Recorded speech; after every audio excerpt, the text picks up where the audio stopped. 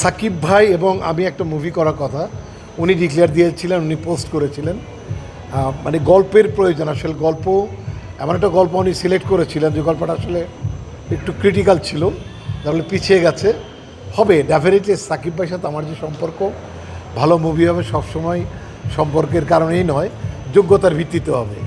এই অ্যাওয়ার্ডটা আমি পেয়েছি বাংলা চলচ্চিত্র কাগজের বউ, আমি এবং পরিমণি অ্যাক্টিং করেছি। এই মুভিতে আমাকে বেস্ট অ্যাওয়ার্ড দেওয়া হয়েছে। এটা আমিও বিশ্বাস করি যে একটা যোগ্য বিচার হয়েছে।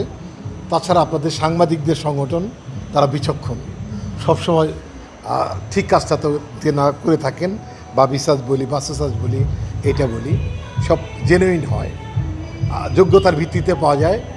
আমি খুবই আনন্দিত এত চমৎকার অ্যাওয়ার্ড আসতেছে। আমি আর মাহি অফিসার ইনচার্জ, ওসি বলি পুলিশের, এই একটা অফিসার ইনচার্জ একটা গল্প কমপ্লিট হয়ে গেছে, এটা রিলিজ হবে। অ্যানাদার ওয়ান ইজ আমি আর ববি করেছি শুধু বউ, ওটাও অনেক রোমান্টিক এবং অনেক মানে সামাজিক মেসেজ সহ মুভি, সেটাও কমপ্লিট আছে। আরেকটা আছে কিশোরী, 3টা মুভি রিলিজের জন্য আছে, আর নতুন রিলিজের জন্য কাজ করছি। আমি আর অনন্ত জলিল করছি একটা দোস্ত দুশমন, তারপরে বিশ্বাসঘাতক, এরকম অনেকগুলো কাজ করছি। ওয়েব সিরিজ করছি, পুলিশ স্টেশন একটা ওয়েব সিরিজ কমপ্লিট, ওটা রিলিজ হবে বঙ্গ থেকে। সিনেমা উনি ভালো অ্যাক্টিং করেছেন, এখন গল্পেও ব্যাপারটা অন্যরকম। গল্প যে সমস্ত ভায়োলেন্স গল্প হচ্ছে, উনি বা একা কী করবেন।